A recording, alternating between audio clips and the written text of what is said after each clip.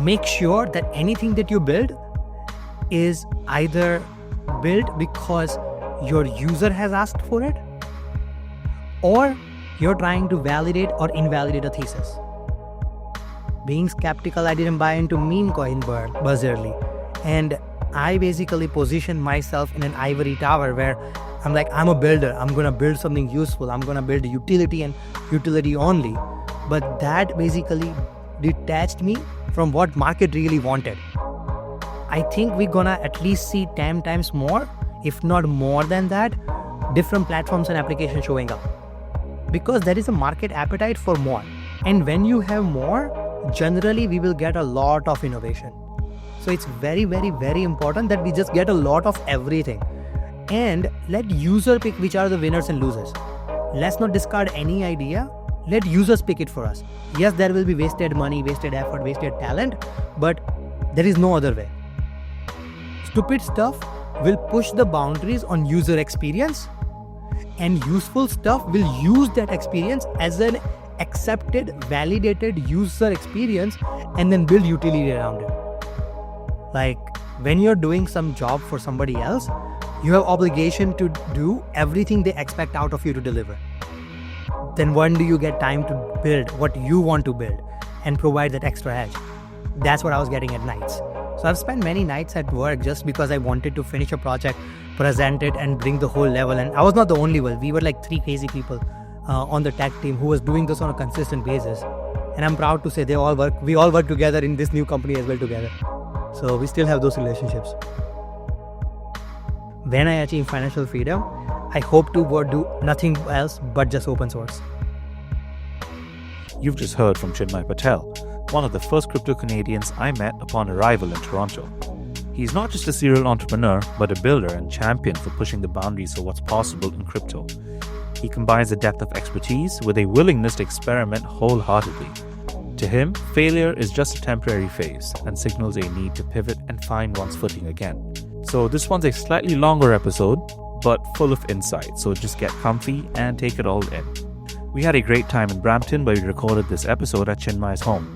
This was, of course, after going out for some amazing dosa with authentic South Indian sambar. That's spelled dosa, D-O-S-A, if you'd like to look it up.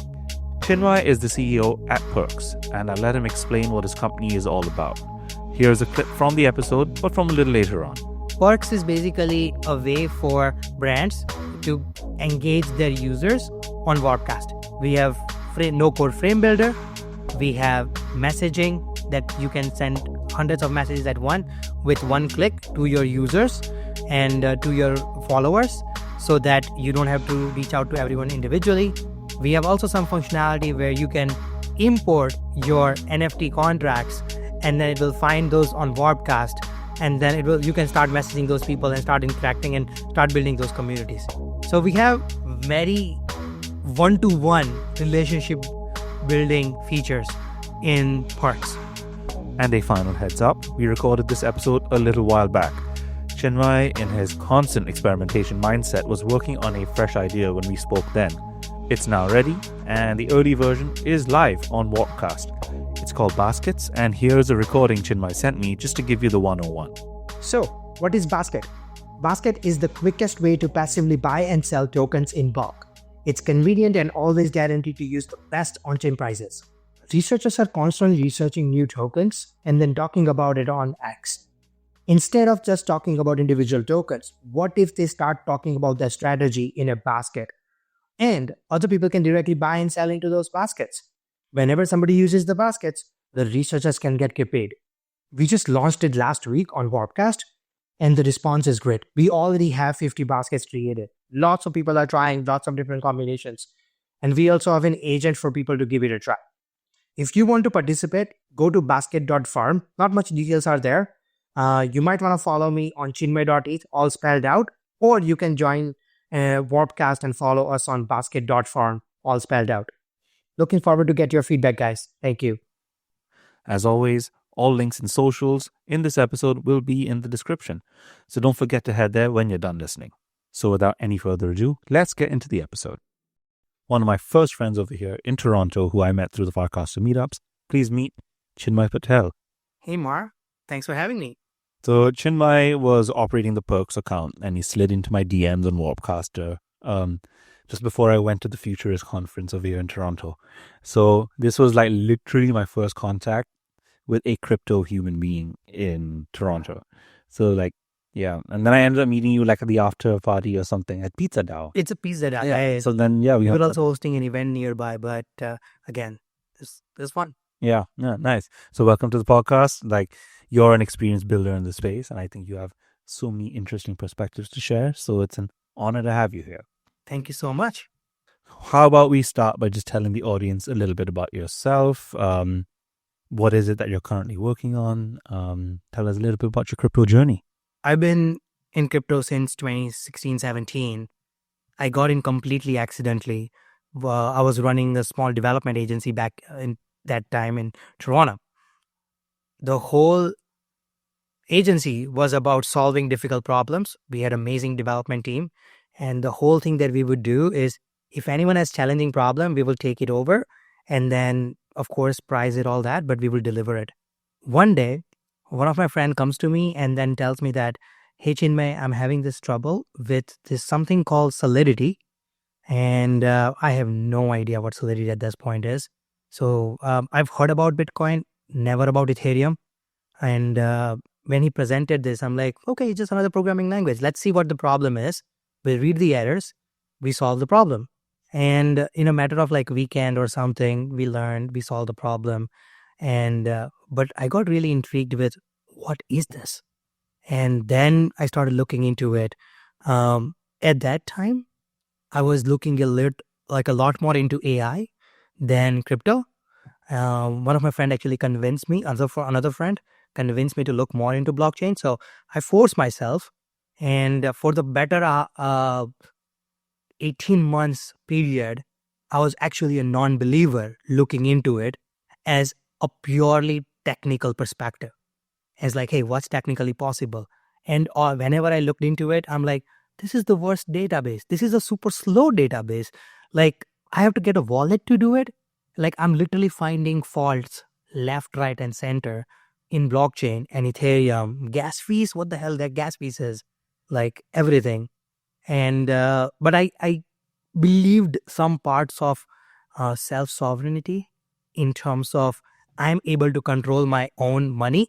So I'm like, you know what? If I can control my own money, and of course I hate going to banks. I don't hate banks. Banks are for the good reasons, but waiting in line. And if you work with bank people, you will realize that poor people don't even know why some rules are made and they have to just apply those rules. So yes, I hate going to bank and talking to people at bank. I'm like, I'm going to give this a try. I'm going to give Ethereum a try. I'm going to give wallets a try and everything. And I started learning more about different protocols. And the first thing I learned about in crypto was MakerDAO. And I looked at MakerDAO. It delivered stablecoin promise. And I'm like, you know what? This is solid. This is a solid mechanics. I understand how it works, everything around it. And few months later, me understanding it, there is roughly 30 to 40% drop in Ethereum price within a matter of hours, which is nothing new. But for me at that time, it was like, what the F just happened? Let me check the stablecoin's stability. And stablecoin is stable. DAI is pegged to 1 USD. And that was my first conviction. And since then, I'm like, this shit is real. There is no looking back. And I've been building in crypto since then. Nice. So it's good that you brought up that skepticism, right? Because so many of us just jump into it because, maybe you've earned a little bit trading something. Maybe you lucked out in a good position. You 10 extra money. You kind of become a believer because you've benefited from it. Yeah. So as a skeptic, if I am talking to a skeptic, what arguments do you think would be very helpful in convincing them? Let's say they believe crypto is a scam. The fundamentals are just all off. In your time as a skeptic, in your time seeing these stable coins and these stable coins proving their ability to actually deliver value, how would you frame these learnings to an absolute skeptic? So I've had this debate a lot, and for the better part of early journey, on the arguing why this is bad. And then certain situations like MakerDAO, and I saw certain things and I'm like, I got convinced. So I'll actually just share what convinced me in this case, particularly when stablecoin stability worked. I actually spent 2 weeks understanding why the stability actually worked. And it's just as simple as understanding different motivations of different people and creating an economy or tokenomics in a way where everyone has their own selfish reasons to be there, but in a way that is beneficial for the whole ecosystem. So if you look at MakerDAO, there is a reason why people are putting in their ETH to mint stablecoin DAI at the other end. That means that Ethereum, they were calling it something else at that time. They're getting basically the interest on their ETH. On the other side, when you generate that DAI, which is a stable coin, you can use it not pay for your coffee, but to pay for any other service that you can acquire on chain. And for example, I actually got paid in DAI very first time around a similar time. And that transaction was the smoothest transaction or payment received I have ever in my life. Because otherwise, I get a check, I have to either take a photo or go to the bank and fill the check in or deposit the check in.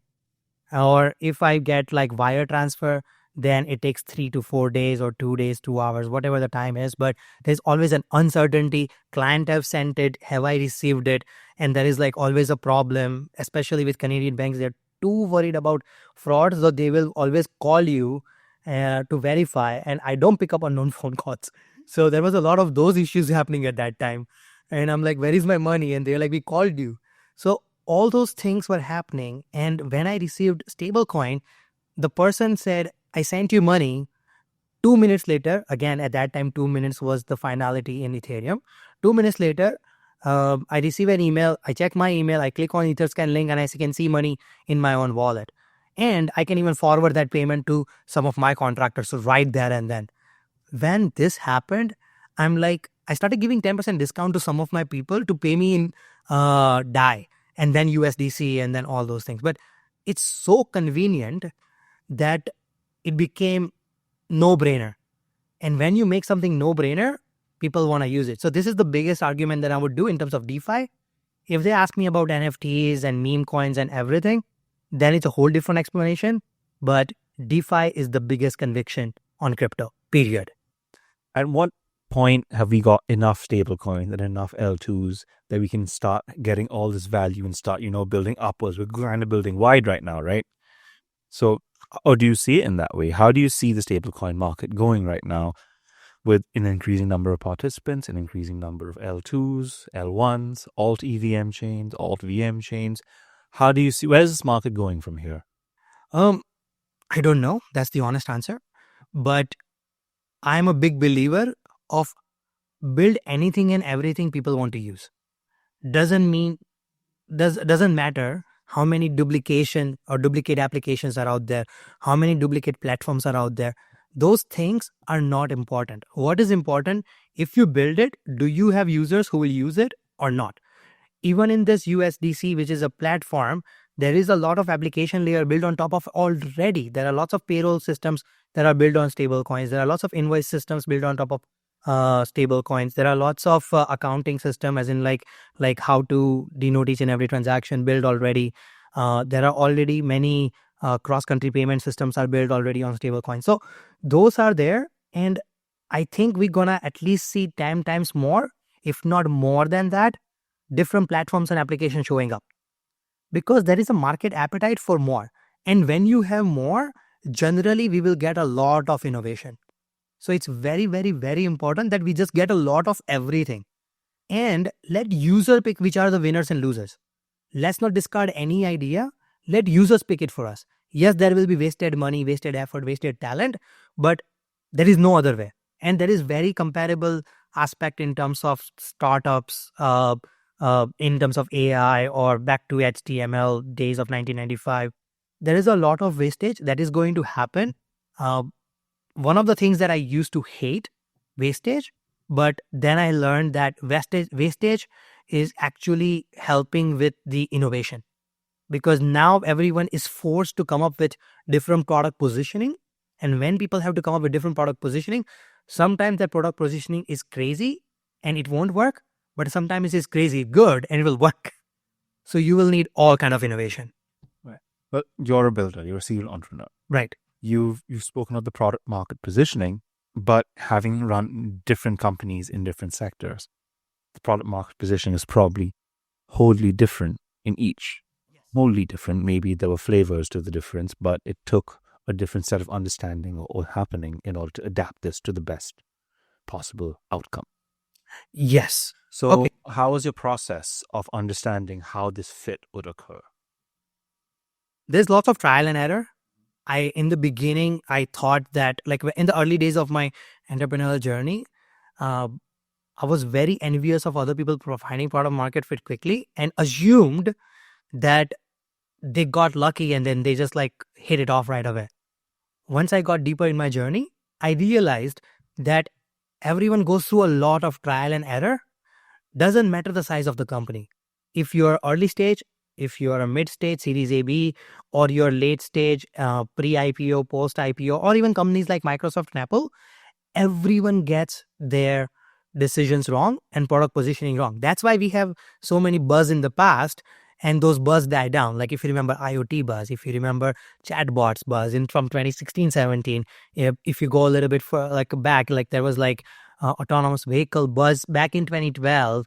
And if you just keep going, there were lots of bets were made, and they all were making bets in terms of, if I solve this problem, how big the solution and the market opportunity can be.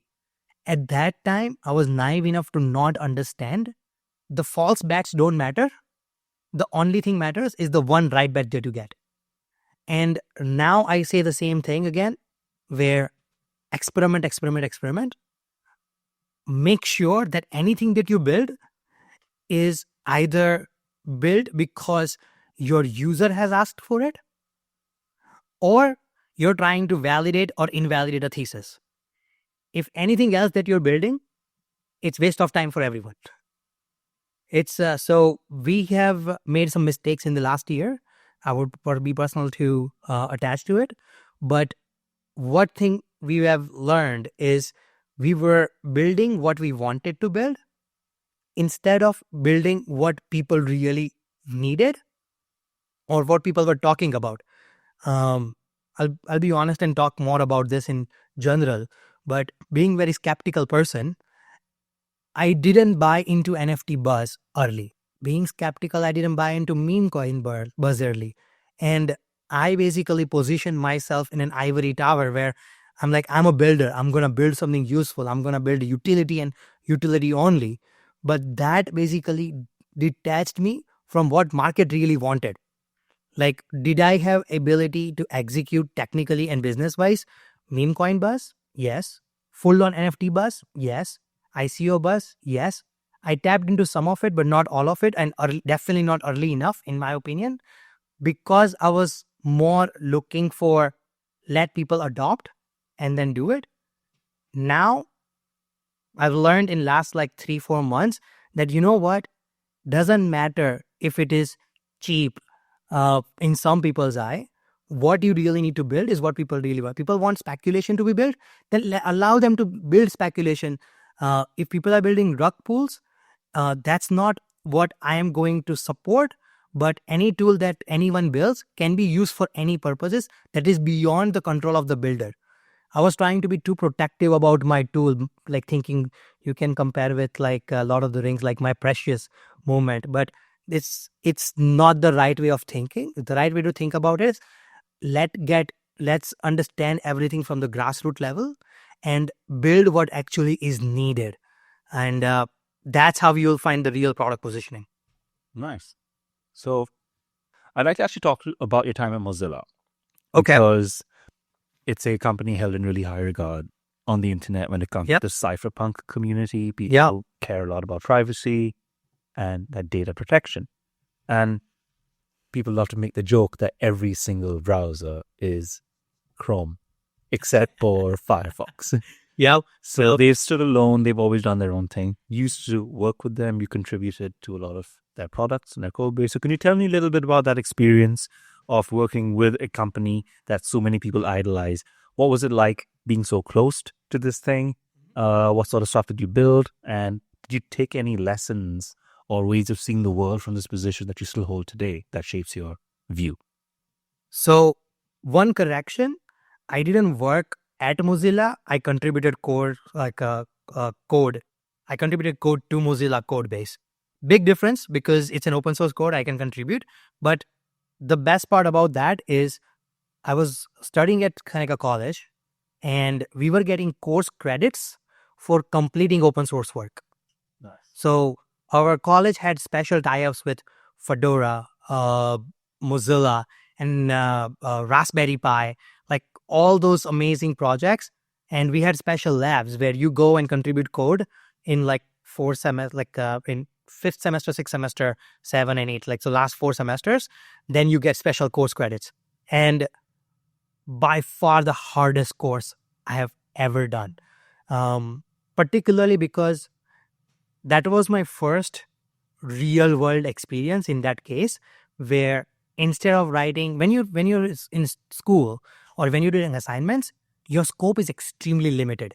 You're writing probably like 10 files, 20 files maximum. And after that, you're very limiting because either the test cases are built or the solution is building and you're building the other way around to make sure that it works end to end. So it's very limited. But when you work for something like Mozilla or when you contribute to code base like Mozilla, there are millions of files and tons and tons and tons of code bases. And when I say millions, there is like a lot of produced files. So you don't even know at that time which one is real, which one is compiled. You don't know which one is where, anything. So that was my real world experience. And I'll tell you what I built. I did 2 things. I actually contributed more to Mozilla Thunderbird project. Thunderbird was the email client before Gmail or around Gmail time, but that was like like an Outlook or something that is on your desktop. And I built a inbuilt Thunderbird feature where when you're writing an email, it goes through your email and then locally and then finds specific keywords and tells you that have you attached an attachment or not. So it is an attachment reminder. And that was the feature I built at that time. It was you. I built it. And I built it because it was really hard for me to find what to build because I was going through bugs and feature requests over and over. And I was not able to find something that I really wanted to build. And one day my teacher brings me in his cabin and says, Chinmay, I have 3 particular one. And one of the mistakes that you have made already. So that's a good one. Because last time you sent me an assignment and you said that you forgot to attach an assignment. So here's this one that you should build for sure. And luckily with the guidance and everything, I was able to deploy it and get it out of the system. They accepted the code. My biggest lesson at that time was the confidence. Once my code base was inside that millions of lines of code, I'm like, I can write any code now. That was my biggest confidence booster ever. And this story that I just shared with you allowed me to get any job. Like I've literally, once I get into personal meeting zone, I've always received a job offer at the end. So this story always closes the deal for me wherever I go.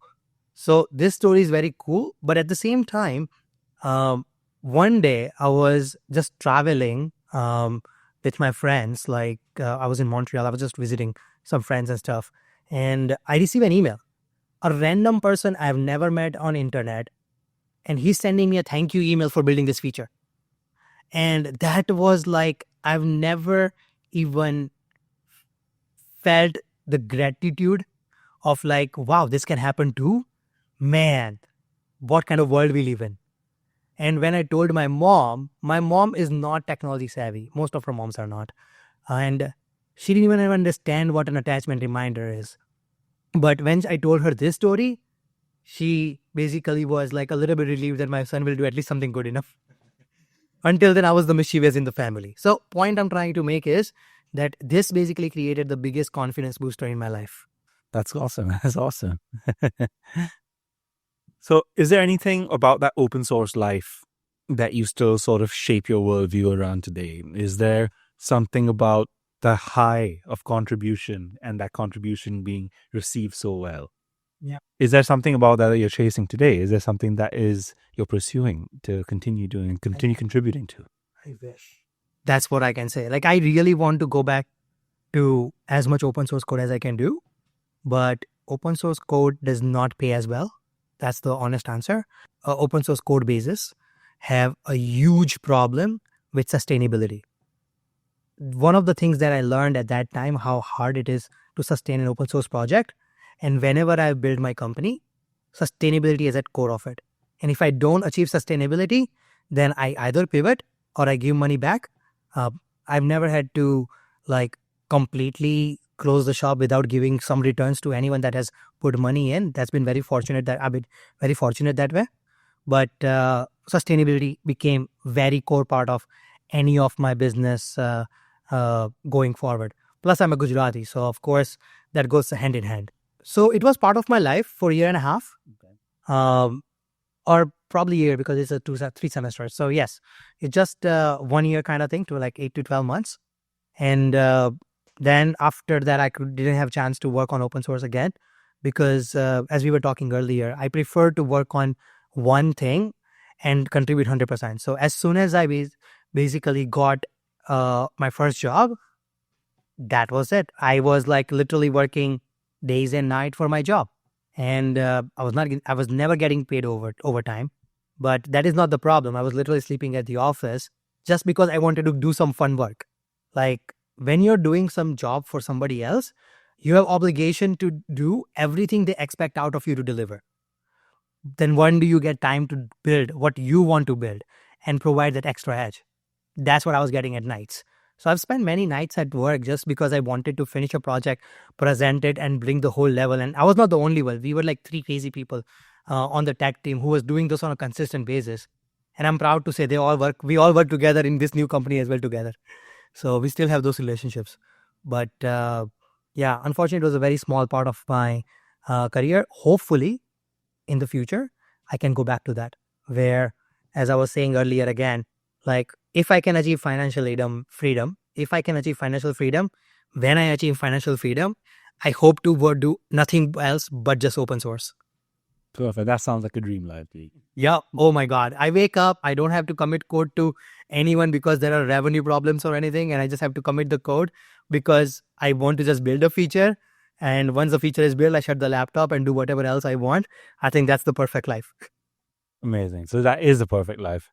But unfortunately, we are currently working towards that perfect life, right? Absolutely. Life is a journey. You are someone who's contributed a lot in your journey so far. You've built quite a few successful companies. So when did you make that step from developer to company leader? What prompted you to think that, okay, I would like to take on more responsibility? And what was your thought process in knowing that this is now the right time for me to start doing this? So I have been very fortunate in my journey in terms of opportunities. So before I start my own company, as the main person who's starting the company, I joined somebody else as the CTO. And again, the title at that time, it still doesn't matter to me. It's just that I was the first developer. But the guy who I was building with, his name is Derek Zito. That was my second job out of school. So first job was another startup, but there were 80 people, 10 people in the tech team. I was a junior dev, maybe 1 or 2 promotions in 18 months, which is a standard in a startup. The second job was with Derek Zito, where I am. He was starting another company. Previously, he has built something called Red Flag Deals, is a Canadian deal site and a place where people go to basically talk about good deals on internet. So one of the first forums where you talk about deals. So he built it, he sold it to YPG, Yellow Pages Group. It took 1-2 years off, and then he was coming back into building new companies. He's a serial entrepreneur. I have tremendous amount of respect for him. and I joined as a first developer. So he trusted me with somebody who can build the entire product for him. And when I joined him, I learned a lot because until then, I was very similar mindset as an Indian boy who is immigrated to Canada. And I was very much living in a shell of like, oh my God, I know I've seen people doing business in India, but I don't know how business is done in Canada. And I was expecting completely different. But when I saw Derek, who is one of the simplest, nicest, honest guy in Toronto entrepreneur ecosystem, guaranteed, hands down, I'm not the only one going to say that. There are lots of people who can say the same words about him. And when I was traveling with him to talk to VCs, to first buyers, to first users for feedback and everything, I'm like, this is the same thing. There is literally nothing different compared to doing business in India and doing business in Canada. Fundamentals are the same. Just be human and solve problems, right? Yes, there are greetings are different. Instead of saying like "Kamcho," you are saying "How are you?" And like some of the people are not like they don't have a chai kitli next to you where they are just gonna deliver a chai, but you have Tim Horton where you're just gonna go and grab a coffee or Starbucks, right? So there are those nuances difference, but otherwise the business is the same. You be human and you solve problems. And that gave me the confidence of I can do something. And 3-4 years later, I had an opportunity, I had an idea for building a technical product for developers. And in 2015, I started my first business. Amazing. So what was that first business all about? And what was the opportunity that you identified that said, okay, this is going to be my first step into this all action world of running my own shop? So interesting story I have there. I was getting married in January 2015. And in February 2015, I told my wife that I'm leaving job. And she was also not happy with her job. So I'm like, you also leave. That's okay. But we have saved up, like I have saved up enough. She has saved up enough so that we can survive for at least like 12, 18 months. And we're like, yeah, we're crazy. We'll just do whatever we want. That's okay. And the idea was that I was running into a lot of API documentation related problem at that time. And I was already known in some circles as an API expert, API documentation, API tooling expert. So I'm like, I can build a great tool in this aspect.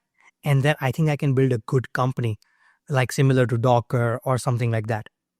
Looking back, I was so dumb. I should not have started this. I did not have crazy user validation. It was basically, I was just getting bored of one contracting job and I was missing the high of a startup that I was doing with Derek, and I started this one.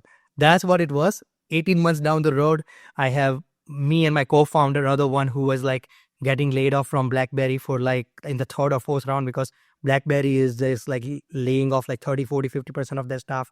He was an EI. So I'm like, you're not joining any other company. You're joining me. You're not getting paid. I'm not getting paid. Screw everything. Shouldn't have done any of it, by the way. Guys, this is not an advice. What I'm saying, what we did. And we started building this API documentation tool. Down the road, 12 months later, when his AI was employment insurance was coming to an end, then we had a serious conversation where he's like, Chinmay, I need to find a job because EI is ending and I'm going to get pressure from my parents and everyone else. And on my end, I'm like, yep, I'm also depleting my runway quite a bit. And that day we realized that this product is shit. No one's going to pay. No one's going to pay for it. And we realized that we need to pivot. And luckily at that time, we were already known as the API expert in our circles. So we always had contracts to work on. So we converted ourselves into an agency and we started building API solutions for people. So literally the day we decided that we can pivot to agency, within a week, we had like a first contract. And our first contract was Deloitte. Amazing. Wow. That's quite, as far as first clients go, that's like the gold standard. Thank you. So let's talk a little bit about the crypto space. You told me about your entry into the space and how Solidity was your first foray really into what was going on. What are your thoughts on the direction the space is heading in right now? What do you think about some of the new projects that people are expecting, some very big mainnet launches this year, like in 2025? Like you got Berachain, Monad, Mega ETH, lots. Like I can't get into all of it. Yeah, it's like too many elbows in down, right? So what do you think this indicates about the overall health of the industry, firstly? And what do you think is going to happen next once all these chains are there? Is any true innovation going to come from this? Like, what do you think were the obstacles that these folks are fixing? And once these obstacles are gone, what happens? Right. So let me tell you what obstacles are gone in last 2-3 years, like specifically. For the company PERCs, we raised money back in 2022. When we raised money, we told our investors that although we have good revenue right now, all the revenue is going to dry up in the bear market. In the bear market, we will create our new thesis and then we'll place our bets. So the money I'm raising right now is to ensure that I can continue building team in the bear market. And then when I get out of it next cycle, I make sure I have placed my bets correctly. And we did that. Roughly a year and a half ago, we created our thesis in terms of what problems do not going to exist anymore. And one of them was don't focus too much on L1s, focus on L2s. And this I'm talking about back in 2023, by the way. So back in 2023, when we created the thesis, don't focus on L1s, focus on L2s. So we started focusing on base the moment it was announced.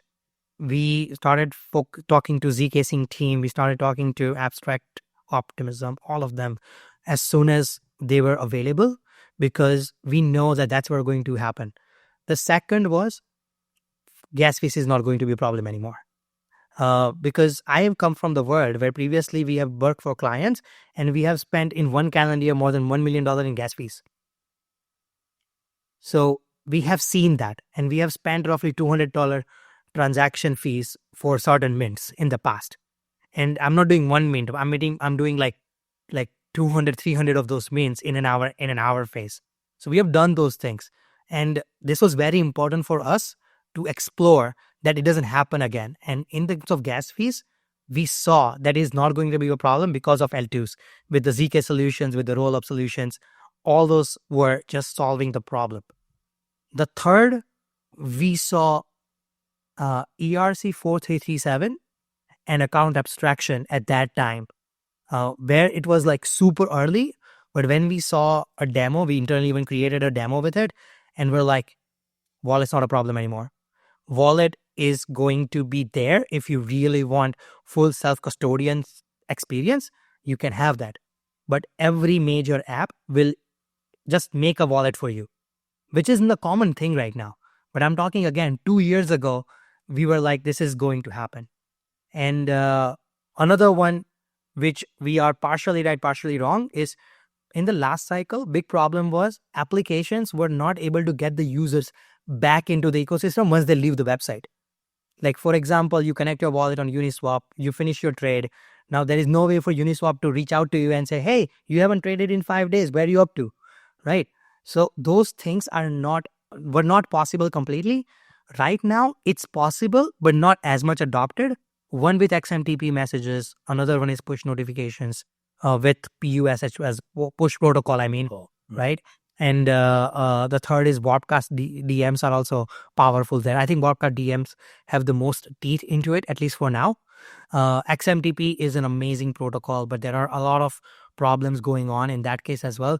For whatever reason, they're not able to get the traction that they deserve. They actually deserve way more traction than what they have got so far. So these are the problems, are not problems anymore, in my opinion. So now, I was just talking to a friend. Now we are in the mobile, if you compare with iOS applications, the beer app era. Okay, I remember the beer. Right? Yes. So remember the beer app, remember that $1 billion app, remember those like lots of fart apps. Yeah. Remember, fart apps and fartcoin are the same thing, whether you believe it or not. It's the same freaking thing. So because it's just like it gets our high school kid out of our head. That's why people are investing in those things. We need to get into Angry Birds era. We need to get into Flappy Bird era. We need to get into that zone where we can create very useful, engaging application. Game is one part of it, but think of it in terms of Uber as well, because Uber was around the same time. Think of like Evernote, if you remember Evernote, right? Like that is the era that we need to get into. And I think we have all the things that we need to there now. All the problems I just explained were the reasons why we couldn't have it 4 years ago. Now you can have all of it here. And I'm not saying please build Evernote on chain. What I'm saying is that level of application and details are ready to be built on chain. Think about what ownership is and build those things here. So in the future, we are in the application zones. We're going to see shit ton of applications coming. Sorry, I don't know if the podcast is like, okay, PG-13 or whatever. Okay, I will not go F words, but at least the shit words is fine. So Apple's put me as explicit anyways, despite having very little explicit language. So swear away. Okay, fair. So point is that we are in the application mode. Go innovate anything that you want to build. Just keep in mind, if you're building something on chain, you are leaving the user with something virtually tangible. I know it's a little bit contrasting philosophy, what is virtual and tangible together, but something that people feel like they're owning something at the end of the experience of the application. So whether it's a collected podcast, whether it's an NFT, whether it's a meme coin, whether it's a reminder coin, whether it's like $1 in USDC for doing something, any of that. But if you, as long as give something user to own at the end of the experience, it will stick. At least it will stick enough for you to run an experiment to either validate your idea or invalidate your idea. So we are in that zone and we need as many applications as possible. And again, as per our previous conversation, we need the stupidest shit possible. So we just giggle, because those are going to be the most successful applications to start with. Stupid stuff will push the boundaries on user experience, and useful stuff will use that experience as an accepted, validated user experience and then build utility around it. And I have so many experiments around this, but like think about that, right? If you remember that Twitter, I forgot the name of the Twitter agent that basically created that first coin. Gotius Max. Gotius Maximum, right? Like, so Gotius Maximum coin was created by the Twitter AI agent that was just talking to people, and nobody thought there is utility around this. That crazy thing happened. But you know what that did? That opened up possibility for applications to create user experiences using Twitter agents. That created opportunity for people to new user experiences for creating meme coins, creating assets using an agent. Agent owning a wallet is an acceptable user experience now because of that one stupid experiment. So it always goes in tandem. Like I can go in the history and find more examples like this, but it always starts with stupid example that people like, haha, this is funny. Like all those minion jokes, everything deserves to be an app, so that we can just push the user experience, and one of the user experience will stick, and that user experience will be used for the utility apps to take it forward. So it seems like you are not against the current meta right now of app chains. If you remember Polkadot, and if you remember Gavin Woods back in 2017 and 18 making presentation with his substrate as a technology built on complete tiered Rust, and he actually presents this app chain as a way to move forward. And his initial thesis was even way before. He actually wanted the whole Ethereum to go in that direction back in 2016. But he couldn't go in that direction and he departed from Ethereum itself. But that app chain meta is something that I have been a fan of since the very beginning, when they were talking about plasma chains, when they're talking about side chains, when they are talking about, like when L2 was not even a word. And I think app chain was a perfect way to shard a blockchain. Many people think that is not sharding. That debate can happen. Again, technology people are like one of the stubborn people that you will meet, and like once they label something and that's the right label. But all a matter of semantics anyways, right? Yeah. So, and I used to come from that world. I was like a semantic Nazi at that time, but I've learned that it's not the important part. The real important part is whether a user will take it or not. So sticking to that is more important. The semantic is more so that other person doesn't have to reimagine what you're trying to say. It's more it's a communication language, nothing other than that. So semantics will help you reduce the communication layer and nothing else. So anyways, I personally believe in the app chain meta since very beginning. When I heard of Gavin Wood's first time mention it back in 2017-18 in Polkadot, I was actually there in Germany when he had his first Polkadot.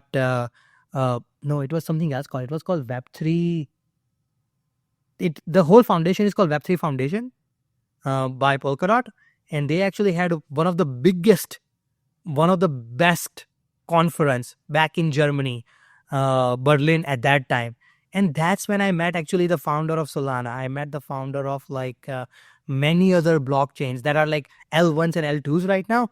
They were all there sitting and giggling with all of us together. And we were just randomly shit talking with, and there was actually a roast happening for Solana and others. And it was hilarious.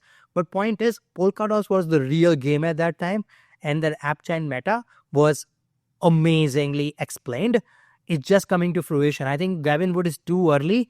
And after that, he just stops executing for personal reasons, professional reasons, regulatory reasons. There could be many reasons why the execution didn't happen. But the concept-wise, the guy is extremely an OG. Probably the best in the world. Like, people think Vitalik is awesome. Read what Gavin Wood says. You will actually get the future of where things will go, and he has been able to predict it time and time again. When you look at his para-chain slot auctions mechanism, you will understand EigenLayer hasn't done anything new in that context. So it's very similar on how that works. Again, it's packaged differently. It's technologically implemented differently. But if I had to find parallels, there are so many parallels into how parachains work, how parachain slot auctions work, and how EigenLayer works. Again, I'm not an expert in either of them. I'm because parachain slots were like long time ago, and EigenLayer I have not had a chance to deep into it for like 2-3 weeks of research. I'm talking very peripheral, but from what I understand from the peripheral side, it's very comparable. So, okay, you're a big part of the My Local Farcaster cabal. Thank you. It's fun, by the way. These are very competent people, by the way, in the Farcaster cabal. Right. So I'm very happy about that, So I like that how the obscurity of this network has almost curated the folks for me. Right. We have to give credit to Dan for this. Absolutely. He has done a great job of curating competent people. Yeah, and like it takes a special kind of personality to go to a network that not that many people are on. So could you tell me about your journey to Farcaster, how you discovered it, how you chose that you now want to participate in it, and now being a builder who is almost reshaping the way businesses can communicate on there? No, absolutely. So I came across Farcaster because I was researching another thesis. One of the theses, when I was saying, like, again, we were very thesis driven, we still are very thesis driven. It's just our implementation wise, we are getting into more thick and thin of it. Before our implementation, I would say good in the development side. I wish we were better in terms of like more validation side. So coming back to the thesis, back in 2023, later part of like Q3, Q4, we had a moment where we were like, what if social media was decentralized? And there were some of the examples where they were working, and there were some tools like friends.tech and a couple other were done in the past, and they were working, they were hyped, then they blew off. But one thing that we were thinking about, what if the feed in social media is an open canvas? So what Farcaster is talking about frames, Lens was creating something else similar to that. It was called Smart Post. And that was back in November. So we looked at Lens and Farcaster side by side. Lens was ahead in terms of adoption and technology set. Lens, we actually built a couple of Smart Post applications as well to try it out, like simple giveaway, contest, couple of them. but the integration was extremely challenging. We had to build the whole solution in an open source way and then integrate it with all the front ends that were built and using Lens. So we had to go and integrate with hey.com or sorry, hey XYZ. We had to go and integrate with all the orb and all the other people and say that, hey, this is our smart post application. We want to integrate with you. And that its integration can take 1 week, 1 month, 6 months. We don't know because it depends on each and every client's priority. So we were like, there has to be better ways. We started looking at Farcaster, and January 3rd or 4th week, and as I think of it, I think we are coming at the birthday for the first frame. I think we need to look at what that date was. But Farcaster frames were launched, V1. And that's exactly the spec, or not exactly, but that's a similar spec that we proposed Lens to build, and they were not able to build because of the decentralized nature of it, because they didn't own any front end. I think they still don't own any front end in that case. But so actually, sorry for interrupting, but this is the question that I've kind of been scared to ask almost. So, and now it's so late. When do I even ask it? But go. Could you give me the 101 of what a frame is? Because people talk about frames, they say this is a chance to embed rich media into posts. Yeah. What does that mean for the user at the end? What does that mean for the potential of what businesses can start embedding into posts? Right. So I'll tell you examples of what we have found successful in the inside the frame. So think about, in the dumbest way, think of frames as post plus plus. So basically basic features of a standard post or a tweet or I don't even know what they call it in X anymore, but Instagram post or whatever. What is the basic element? There is a text, there is potentially an image, video, audio, and some reactions the viewer can have. So likes, comments, then they can save and everything else. So there are some basic elements, but those all basic elements are offered by the host application. So Instagram determines what type of reactions a user can have. Instagram determines what type of comment that is going to allow, whether it's a limited size comment, whether it's going to be long form comment, whether it's going to be something else, all determined by the host. Frame is basically creating an open canvas on top of the basic feature and say, now build what you want. Of course, within certain limitations, but it's basically, if you want to create a magic button that suddenly just give a tip of $100 to the creator, build it.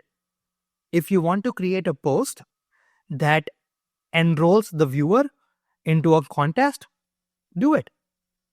If Taylor Swift want to sell her tickets through the posts with a one click in a fair distribution way, so no bots can come in, he can do it.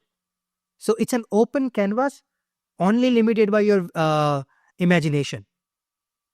That's what frames allow.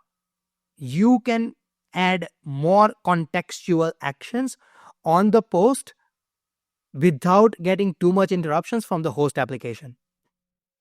Okay.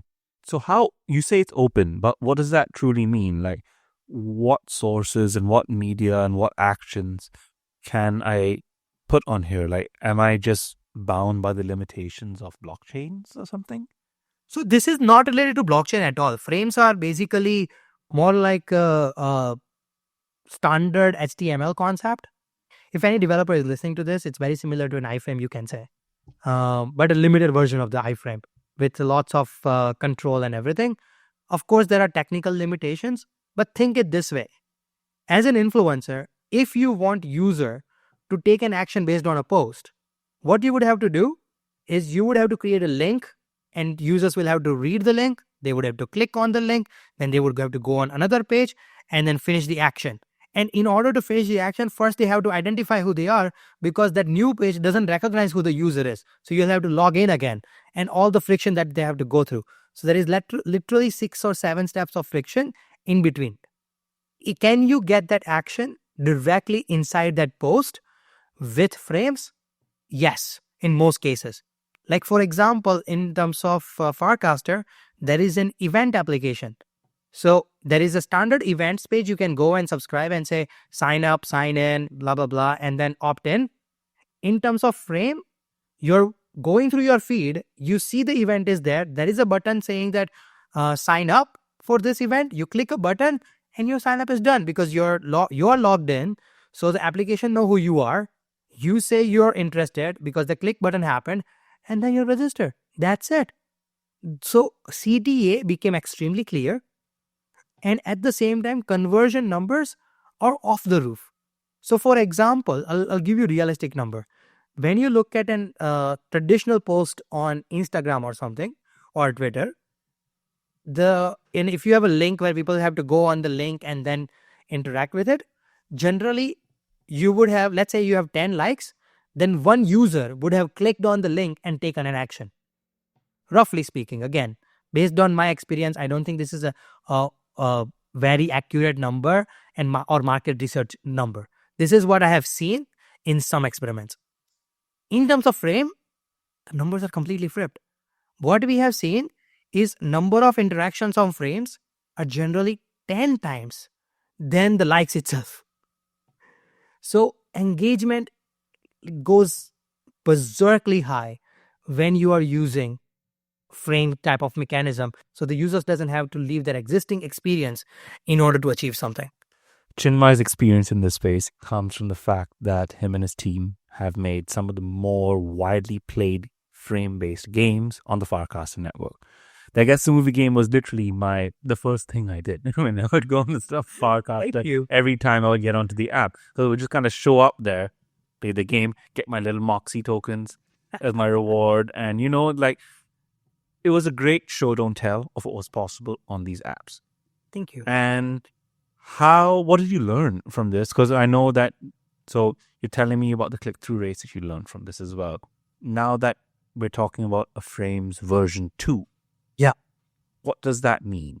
What has changed? And what all can we do now that we thought was not possible in Frames V1? I'll tell you a little story on how we built the movie guessing game. So we built the PERCs. PERCs is basically a way for brands to engage their users on Warpcast. We have no-code frame builder. We have messaging that you can send hundreds of messages at once with one click to your users and to your followers so that you don't have to reach out to everyone individually. We have also some functionality where you can import your NFT contracts and then it will find those on Warpcast and then you can start messaging those people and start interacting and start building those communities. So we have very one-to-one relationship building features in PERCs. However, our team does not come from marketing side. One of the gaps that we had at that time was we were not thinking like our users. We were thinking like developers. So one of our teammates basically said, we need to build something that is consumer oriented so that we learn what our users are going through. So that was the initial idea of let's build something consumer. The second reason to build it was we know that if we build something consumer oriented, generally those apps are a little low in numbers in Farcaster, so they get more traction. And whenever you get some kind of tractions in this case, it generally gets more builders to know about your project and everything else. So when we did this, we were like, we will get free marketing out of it. So those were the two reasons to build this. Our CTO, Kush, said that, look, movies are the most common thing that anyone understands in networks like this. We have a movie channel that has roughly 40,000 people in it. And if we build something around the movies, I think it will work. And he showed me another movie guessing game that was built in HTML outside. And he presented that, hey, if you build this, it will work. I was a little hesitant at first, but then he vetoed it. So I didn't have an option. And I'm glad he did, because he was like, I'm going to build this, Chinmay, in 2 weeks. And my argument to him was, can we do it within a week? You know me. And then we came up with a shorter version of the game, much more scrappier version. And then we went live right away. And for the 5 days until it was launched, I was literally creating an image randomly and just asking people to say what that image is in the post, in the comments. So we started validating literally from the moment of we had the idea. In 5 days, we had the application and then we built it. Now, what it allowed us to do is we got, in the early days, hundreds of people playing the game on a daily basis. But our drop rate was significant. So day 1 person plays the game, day 2, they would not play. Day 3, they would not play. Day 5, sometimes they see it in their feed and they will do it. So we were completely dependent on when Farcaster will show our application in their feed. That was pathetic in my opinion, because we can't leave our fate in some random algorithm's hands. So then we realized that we have this messaging tool that we built and we want users to do. Why don't we just start reminding people about the game? Instantly our numbers doubled, tripled within like a matter of days as a daily active players. So we grew to 200, 300 right away. Then we ran some marketing campaigns around giveaways from random meme coins and everything. One lesson that we learned is, to the giver of meme coins are much less valuable than the person who's receiving the meme coins. Because receivers are basically thinking of that lottery to moon, but to the giver, they have already mooned. So the 10% of that token does not mean that significant value to them anymore. So we found this value disproportion, and lots of projects wanted to give away tokens using our platform to the user. That gave them wide distribution. We became so good that there was a time at our peak, we had, for the highest day, we had 16,000 players playing the game for that day. But we had in order to do that, we had 10 to 12 days of continuous giveaways. And the moment you stop giveaway, the numbers drop back to 500, something like that. So we're back to our regular numbers without the giveaway. And it's completely normal. Right now, we are not doing major giveaways. Once in a while, we do. Numbers jump between 300 to 500. Sometimes goes to 100. Sometimes goes to 800, depending on the algorithm. We do remind people. But again, DMs is not the best place to remind people. All those things. But the game is still a success. We know that when and how we can pump it up in the matter of days, not weeks or months. And we would use it for other product launches in the future. But what I'm trying to make here is basically it is a perfect success for what we wanted to achieve. And we were even seeing crazy amount of sign up for perks through the game. The sad part is those are not the users for perks. Those are the users for the game. And we thought it will translate very well. It doesn't. We were getting equal amount of legitimate leads before and after the game. So that user targeting also matters. Creating the game increased our number of players and signups, but it didn't increase the usage of the platform. That was not the right assumption. So we invalidated it. I wish we had invalidated earlier, but I was trying to just push the game to its maximum limit to see what it will come out of. And we got that limit. I think we would have gotten way higher than that, but then there was no point in testing further because we knew that it will come down as soon as we stopped doing it. I also want to go back to your earlier question about what is Frames V2 and why is it exciting in the context. So this was completely built in Frames V1. We haven't even migrated this into Frames V2. We don't see at the moment a reason to migrate because Frame is supported, and unless we have new experiments that we want to run, we wouldn't even migrate it over. Right now, when we would consider migrating over, one, V2 Frames notification is a slick user flow. What I mean by user notification, reminding everyone to play the game in the notification section is way, way, way better than sending them a DM. My expectation, my conversion rate by sending DMs versus sending notification is going to be at least 2 to 5 times. However, I can send DM to anyone and everyone. I cannot send notification to everyone. I can only send notifications to people who opt in to receive notification. So I'll have to figure out some kind of incentivization for people to subscribe to the notification for the game. So that's one aspect of it. Like notifications is something that I am hugely a fan of. I think reminding people to come back to the application is a very powerful motivation to use the application in general. Like those reminders do work. The second is V2 frames are similar to mini apps on Telegram and every other place with some nuances. Because this person has already logged in, because there is an attached wallet with Farcaster / Warpcast, the user is identified, you know which wallet that is, you click, and because there are already wallet links set up on mobile and desktop both, those transactions are super fast. You can get user to mint something through mini app way faster than asking users to click a button, go to another page and mint. Also, compared to V1 frames, user can click and mint, but that experience is very limited because every time you have to render an image only.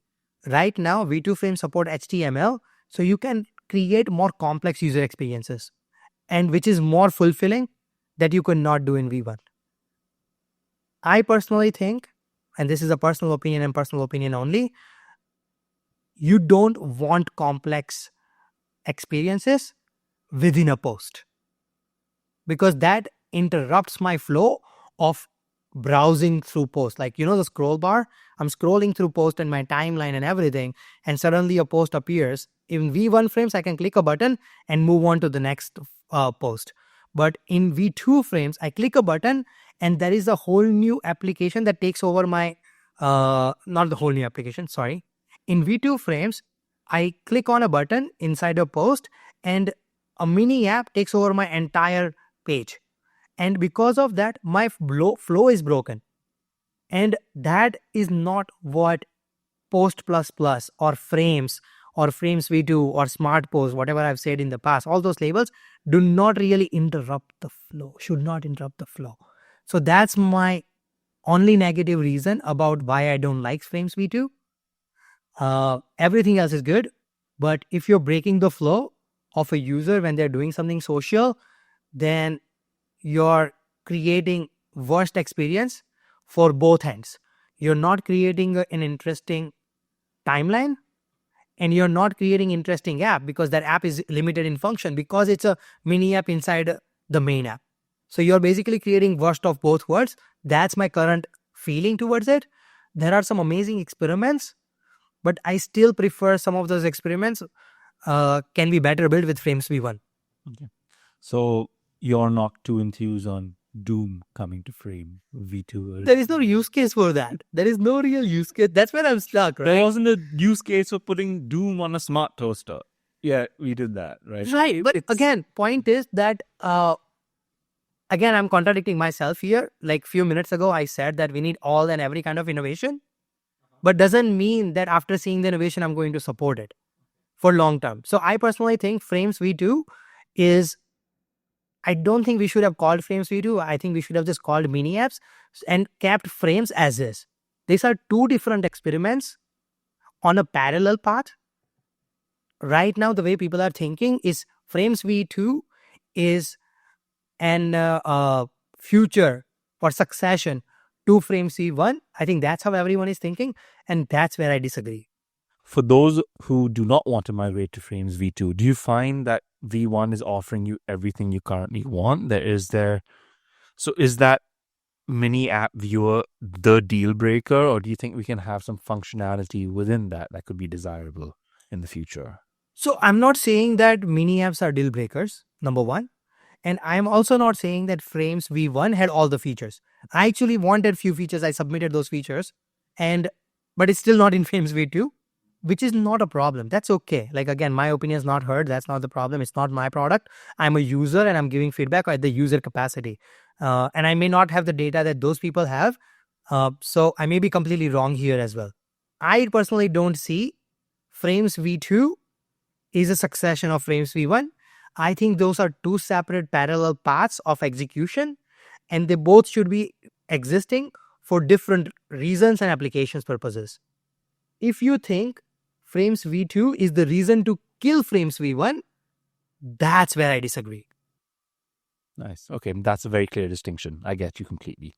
Yeah. Otherwise, as two separate paths, both functionalities are amazing. Both canvases are required for that shit building, right? I was talking about like we need all the shit possible. We want all the crazy shit going on, but on two separate paths, but it's not a succession. So, just in general, as a user of Farcaster, what do you think this network is currently missing? What do you think could make you spend more time there, more time being happy on there, Because I know social media is, a lot of people don't like our over-reliance on going there to waste time. Yeah. But what sort of wastes of time would you look forward to doing on there? There are some social media are great at wasting time. There are some social media that are great at something else. Like Twitter is more like news side than waste of time side. No doubt that is becoming synonymous in many ways, but that's a different problem. Instagram is a waste of time for people who are not into fashion and everything. If you're in fashion and photography, that's where you get your inspiration from. So it's an essential tool for you.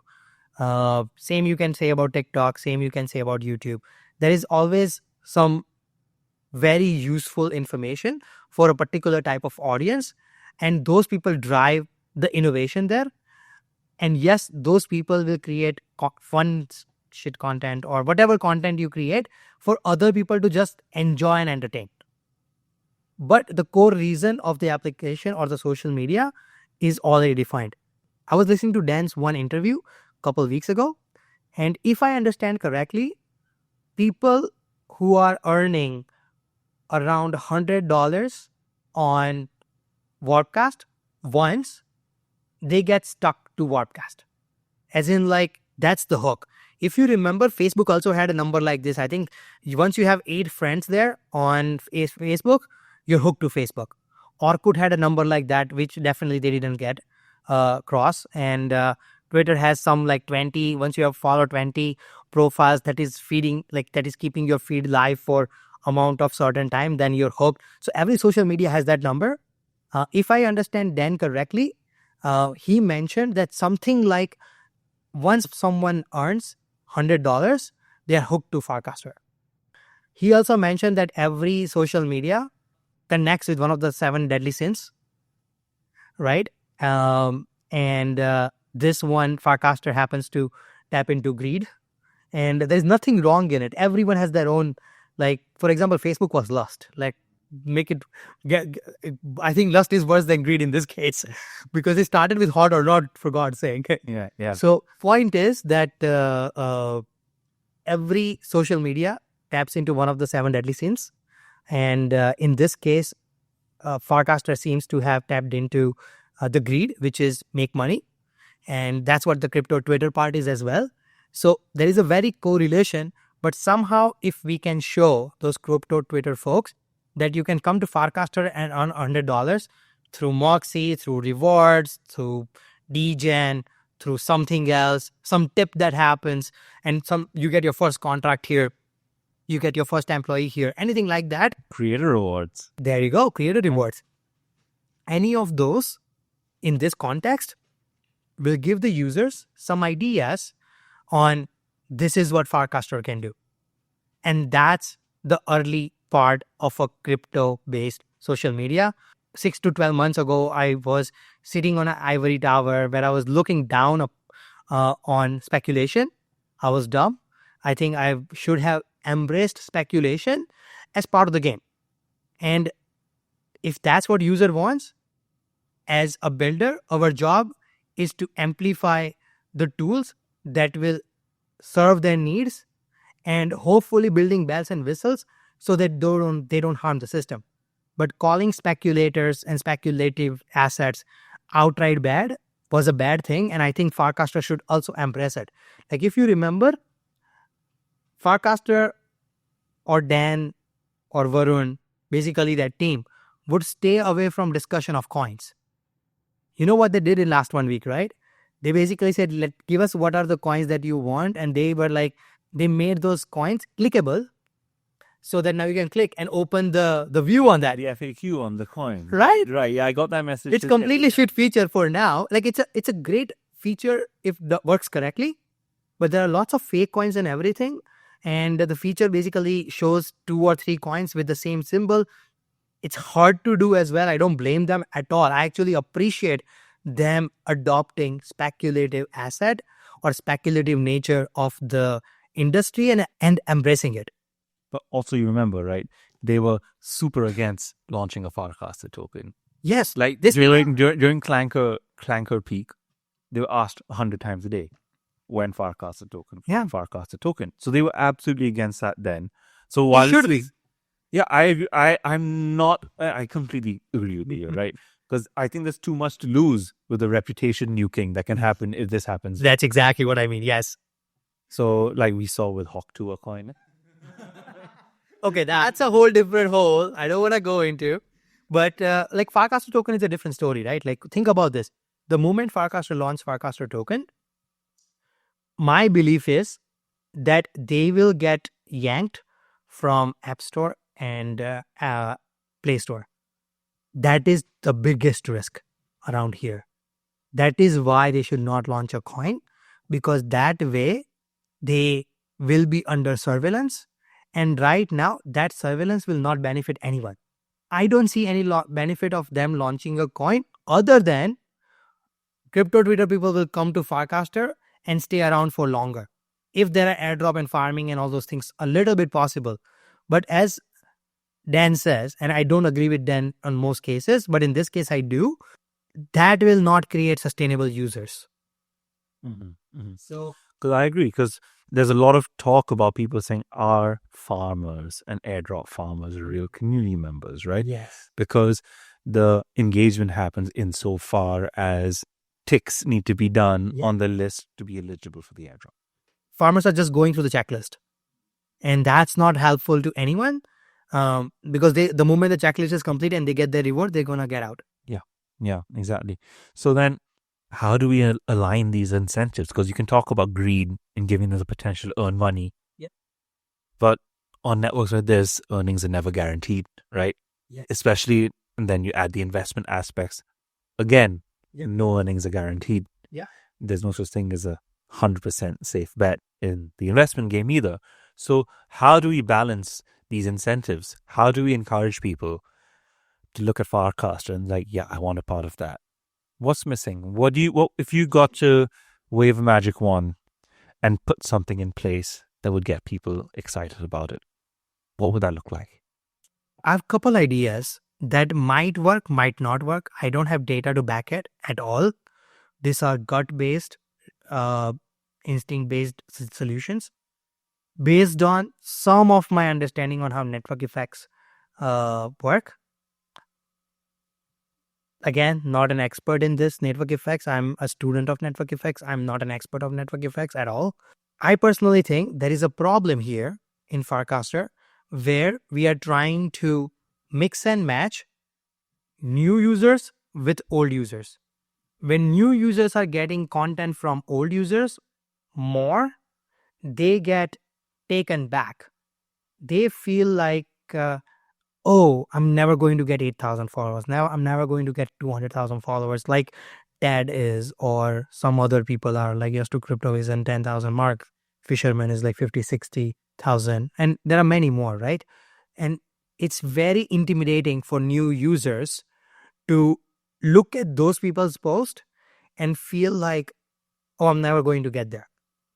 On the other side, people who have a lot of followers, they may not get value from the complete new strangers because they don't know the quality. They don't know how to trust these people because they haven't seen those people outside.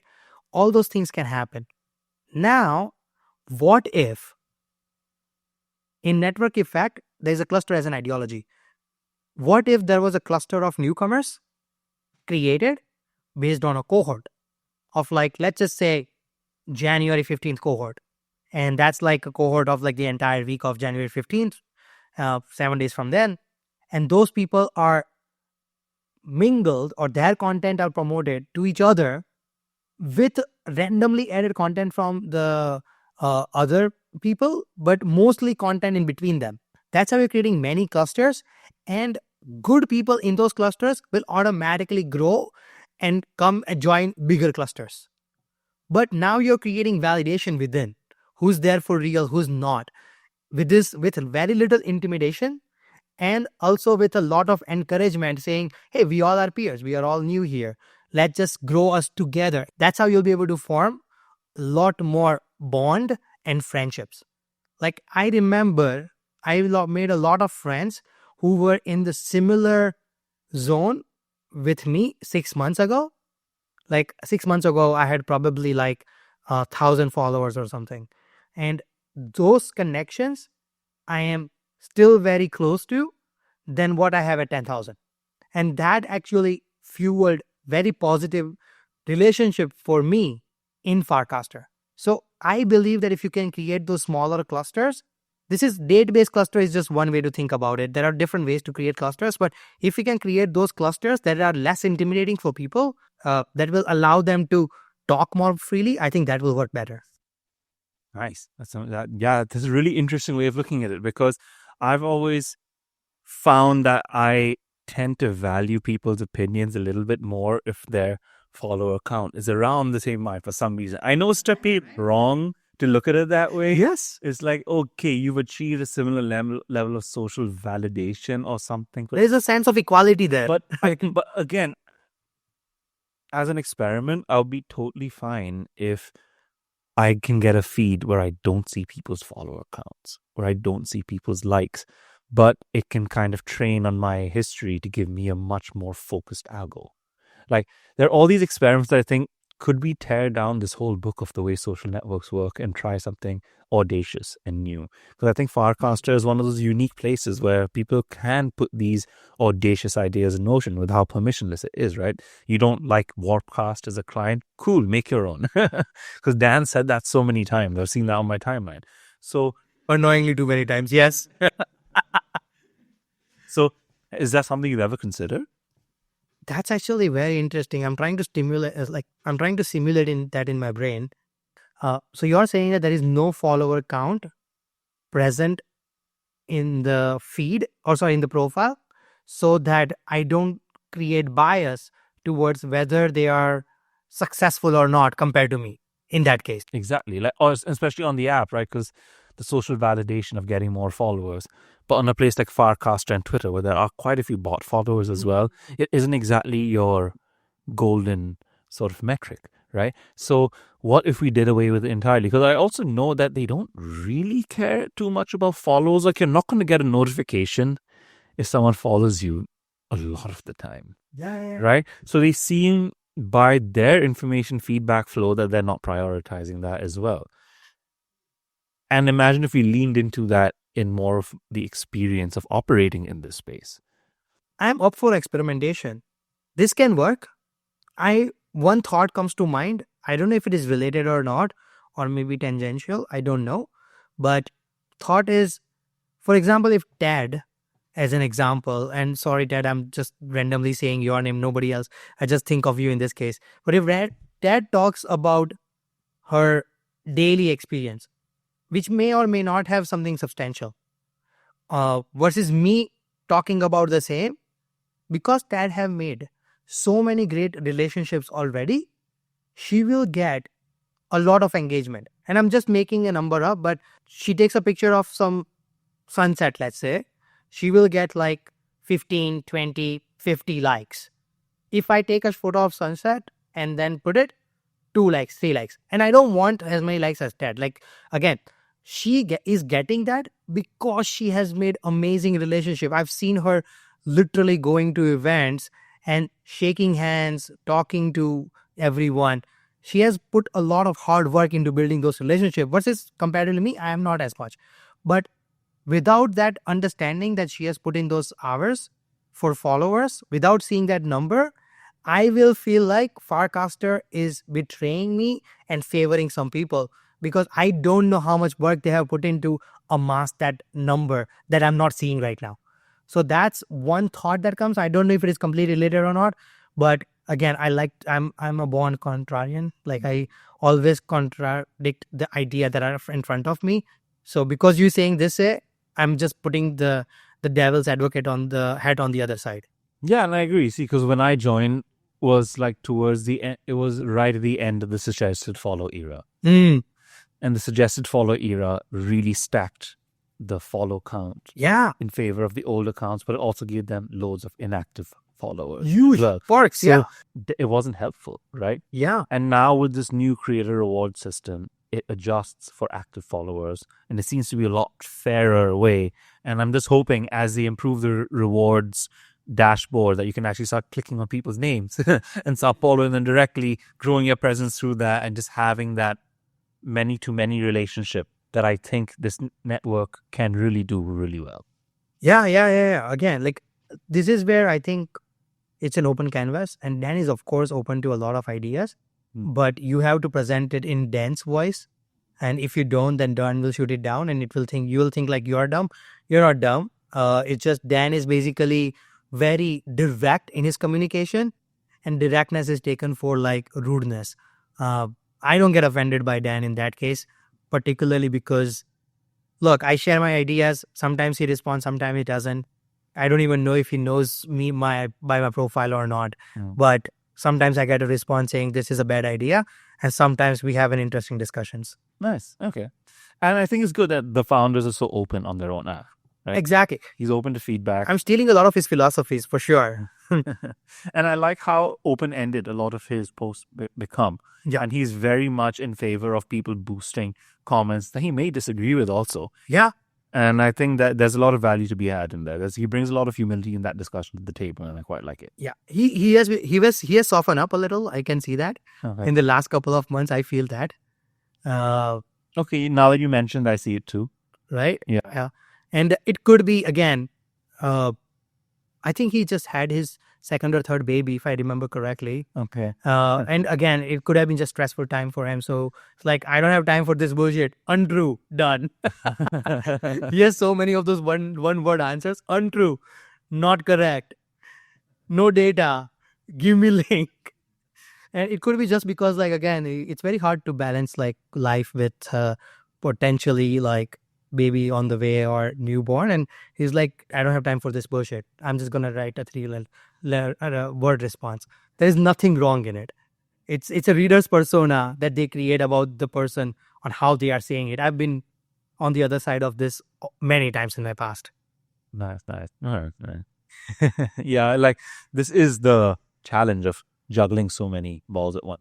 Chainsaw, not even ball. That each thing is mission critical. Yeah, and it's again, I'm having that trouble with 5 people in the team, or like 6-7 people in the team. He has 12, double than that.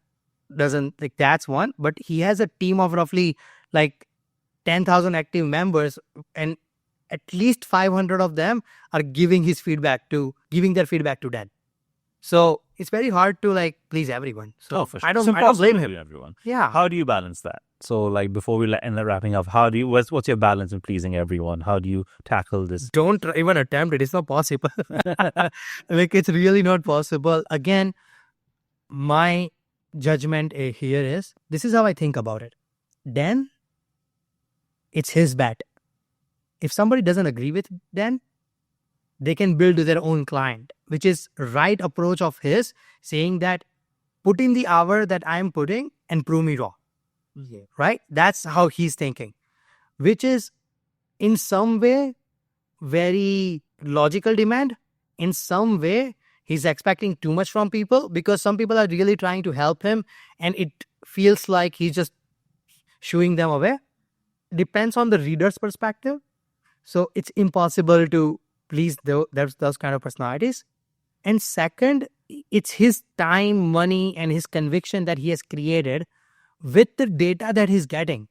They have a smart team.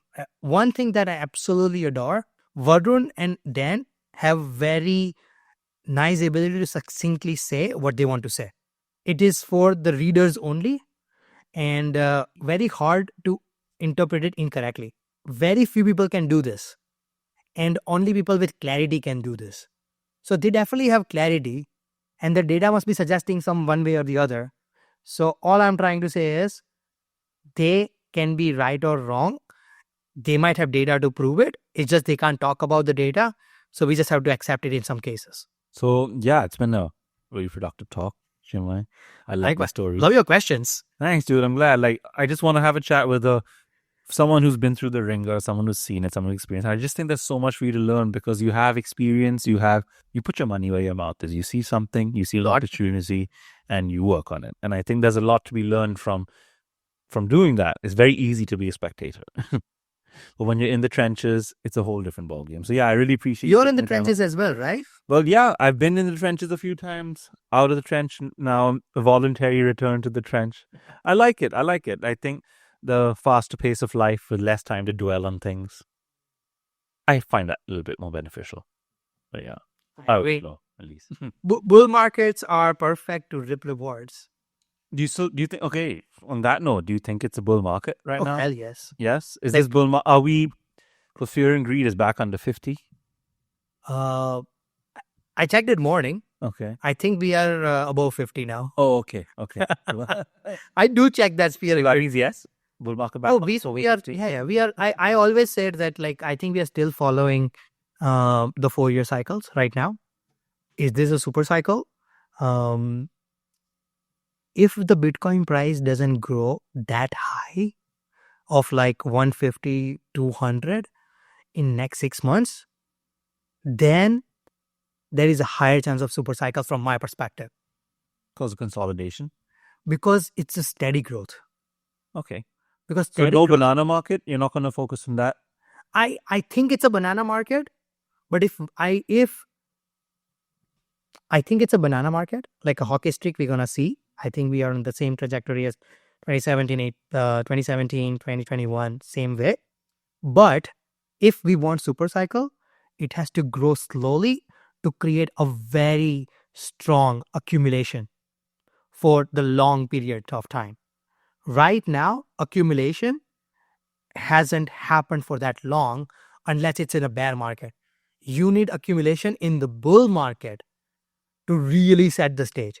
And it happens at a steady stage in order to jump from there. Like, you need the launch pad to be created. So you like what we're seeing right now? Yeah, I still think it's a banana market. Okay. There will be ups and downs, okay. But I still think it's a banana market. I haven't seen any pattern that has broken that banana market for me that yet.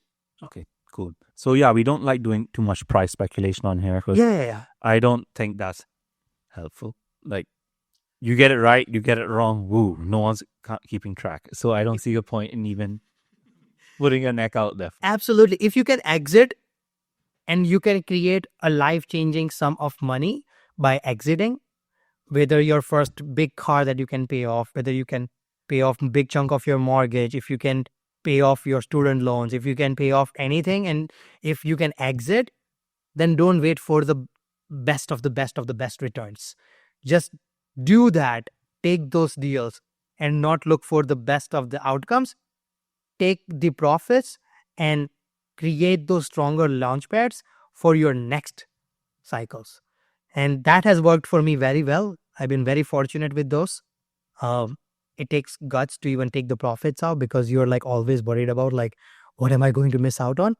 Well, I'm not saying sell everything, but at least sell something so that you have significant of life changes that you can double down on when the next opportunity arises. Amazing. And on that pragmatic note, Chinmay, could you please tell the fam where they can find you online? Where do you like nurturing your community the most? And how can they get in touch if they'd like to try out PERCs? Cool. So again, thanks for having me. If anyone has any questions, they can find me at chinmay.eth. It's pretty much chinmay.eth everywhere. Where the dot is allowed is chinmay.eth, whereas dot as a character. And when in Twitter, it's chinmay.eth, all spelled out. Amazing. So thanks so much for having me over. This was recorded in Brampton with Chinmay in, do I reveal it? No, right? You can say it's in my hope. Yeah. So thanks for having me, Chinmay. We recorded this at home. It was amazing spending the evening with you. We had some amazing Indian food. We went for dosa. We had some dahi vada. Life's good. So thanks for having me as well. Thanks for joining. As I said, this is fun times. I think we are going to do something amazing. You're going to do something amazing. I really wish you best of luck for this podcast. I think you're doing something very well. Thanks a lot, bro. Appreciate it. So from over here in snowy Toronto, Have a great morning, afternoon, evening, wherever you are. And this is Marvin Chinmay signing off. Take care and catch you very soon. Later, guys.